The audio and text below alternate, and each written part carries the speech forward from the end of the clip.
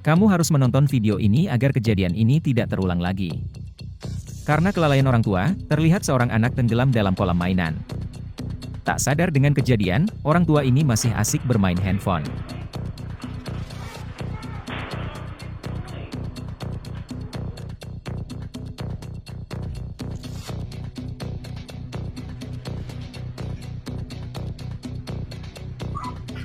Orang tua itu baru sadar ketika anak yang lain memanggilnya.